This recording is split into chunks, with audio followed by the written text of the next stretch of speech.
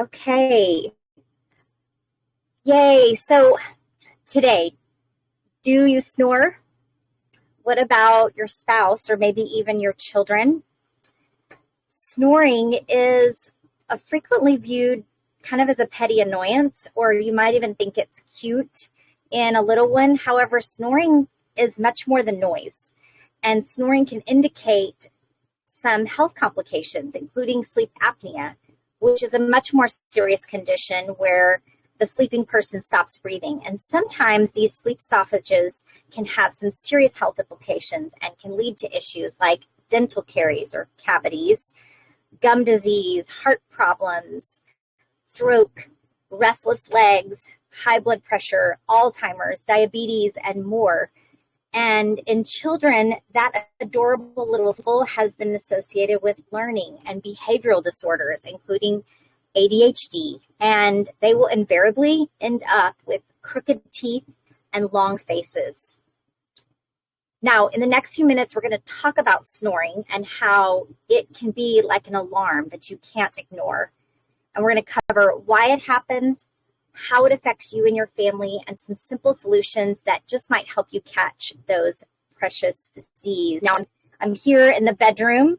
What better place to be talking about this new sleep series in the bedroom. And I'm going to show you some of the tools that I use. But if you're joining me live, you can visit the website canva.live and enter the code 6863 PPQS, and you can enter your questions there. And at the end, I'll check. Let me know who you are and where you're joining in from there as well, and we'll check back on those. Okay. And actually, I'm going to hide that now so that it's not in our way here. Let's see. Jim, are you able to hide that? Or do I need to do it? Oh, I know. I can do it up here. I can do it right here. There you go. There we go.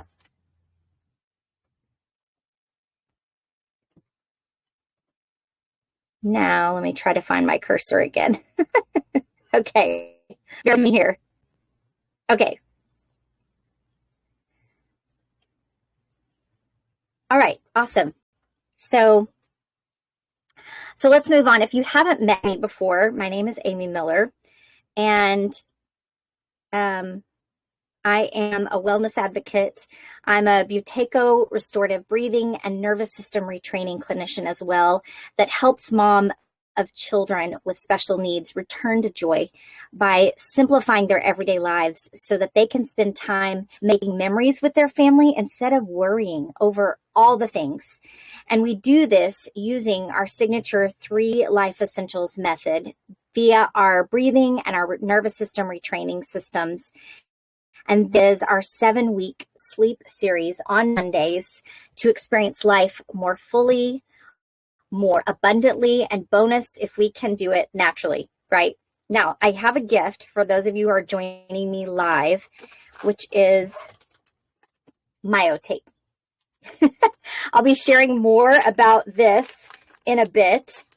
And if you would like access to our show notes from all our series, just comment below this video with your email address and I'll make sure that you get them. Okay? Now, snoring affects people of all ages, and it's estimated that 45% of men and 25% of women snore habitually. And snoring is a sign of obstructive airways.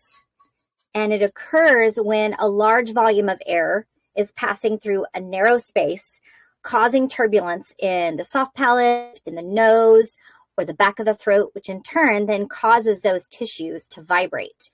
Picture it like trying to squeeze through air through a tiny straw. It's bound to make noise. And while it may seem harmless or even funny, snoring can be a sign of a much bigger problem. And so there's essentially 2 factors at play here. First is the person is breathing too noisily and heavily or overbreathing during sleep. And the second is that their upper airways may be narrow due to nasal congestion or some other structural issues. Now, snorers snore through their mouths, their nose, or both. And snoring through the mouth is probably the easiest to address. Mouth snoring stops when a person learns to breathe through his or her nose during sleep. Now, stopping snoring through the nose is a little bit more complicated, but it's still achievable with some of the tools that we use with our private clients. Now, by learning to unblock the nose, switching to nasal breathing, and normalizing those breathing volumes, your breathing will become quiet, calm, and still throughout the night, and nasal snoring will cease. Now, before that happens, let's talk about why snoring even happens. Quite a few factors can contribute to it, but we're just going to talk about a few today. The first one is nasal problems. If your nasal passages are congested or blocked, you are more likely to snore. Allergies or a deviated septum can make this even worse. And weight, even extra weight, that if you have a tendency to carry that around your neck, that can press down on the throat while you sleep, making it narrower. Now, this is not to say that skinny people don't snore. Some do, and maybe you can attest to that. But that extra weight those fatty deposits around the throat can make it even harder for snoring. Number 3 is sleep positions. Sleeping on your back can cause your tongue and your soft palate to collapse to the back of the throat. Now, these last two that we're going to talk about, overbreathing and mouth breathing, are pretty intertwined. So we're going to start with overbreathing. Now, we're going to talk about this more in a few weeks when we cover sleep apnea, but breathing in larger volumes of air more frequently creates a pretty vicious cycle of lower carbon dioxide levels and then leads to collapsing of the airway muscles, which then creates a hyperventilation state, and then that cycle just keeps repeating. And then when we talk about mouth breathing during sleep also leads to overbreathing and a larger breathing volume as too much air is drawn into the lungs. Now, not only does the negative pressure on the upper airways increase, but overbreathing also causes all the components in your airways to cool and dry out, which then leads to inflammation and further narrowing of those airways. So this combination of the larger breathing volume and the narrower airways is really the perfect recipe for snoring and obstructive sleep apnea. Now, conversely, several studies have shown breathing through the nose offers a distinct advantage during sleep, which results in fewer incidences of obstructive sleep apnea than breathing through the mouth. Now, again, we're going to talk about this a little bit more in depth in our sleep apnea weeks, so stay tuned for us in that. And of course, there are some other medical conditions as well as some physiological factors and lifestyle factors like alcohol and meds that can relax your throat muscles too much, and that can also lead to snoring. Now, silencing this nightly symphony of snoring is crucial because, sure, there are some serious snore-busting options out there. There's nose and throat surgery. There are some funky and uncomfortable dental gadgets. We know those as our family has firsthand used those. Nasal sprays, even CPAP machines that can reshape your face, or they can even mess with your kids' facial growth. So hold your horses before you call the doctor. We're going to explore some simple fixes that could be your first stop on this snore-free express. Okay, step 1, flip your snoozing position. The first trick to help you have your first snore-free night is so simple that you might even like face palm. It's sleep on your left side.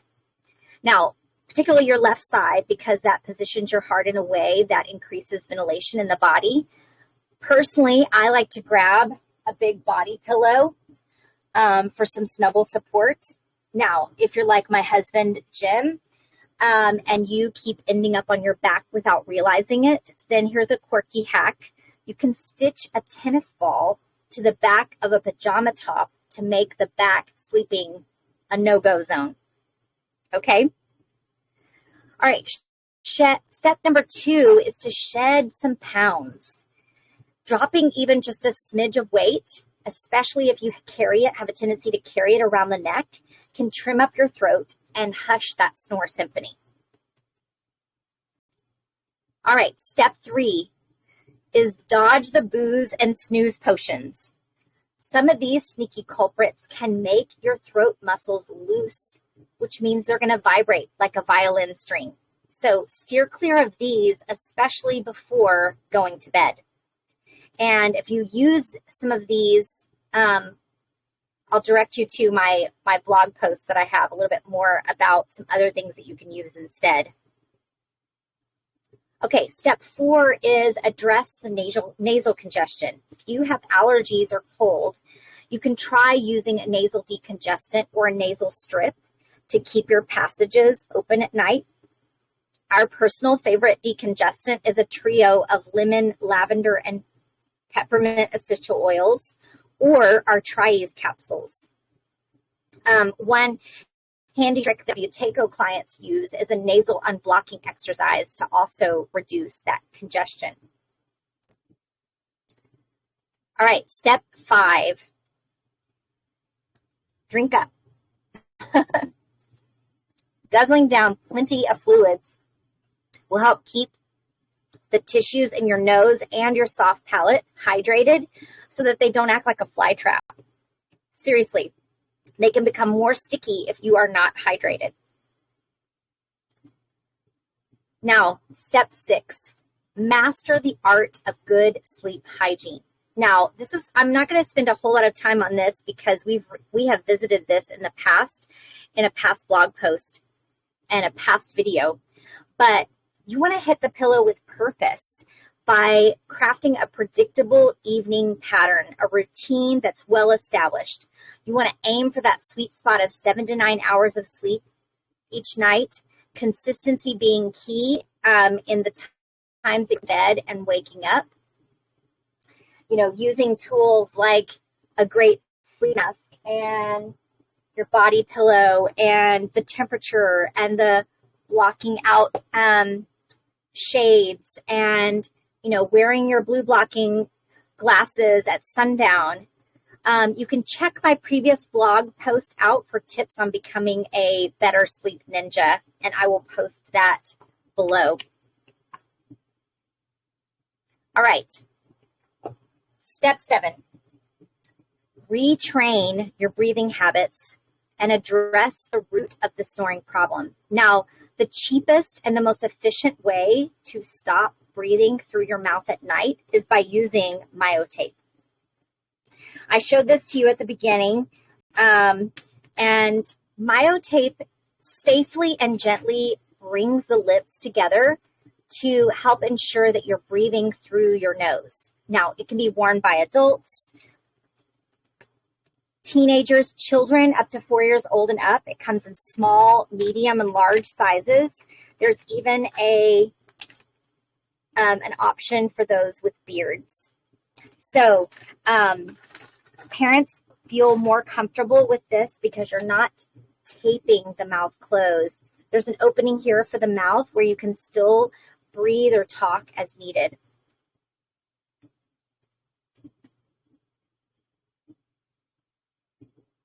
Now, the first step to improving our breathing is to really develop awareness of how we're breathing.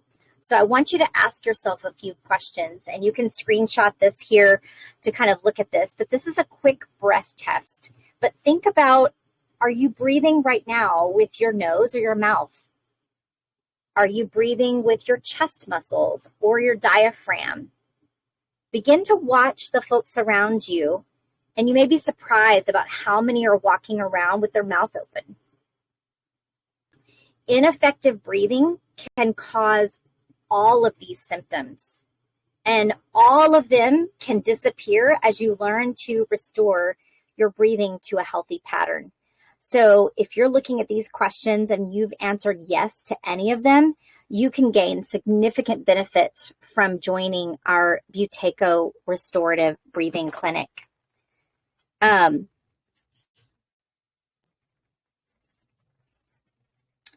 what we do with this is we do weekly frequency therapy broadcasts. We provide ongoing support throughout the 6 to 8 weeks together. And we really help you reinforce new breathing patterns so that they become a lifestyle habit and you begin to sleep better. So I'm going to show you here. There's the quick breath test. Now, because dysfunctional breathing is the root of the snoring issues, address the breathing habits themselves. People who breathe correctly, that is, when I say that, I mean through the nose, softly, slowly, and smoothly. They do not snore or have sleep apnea.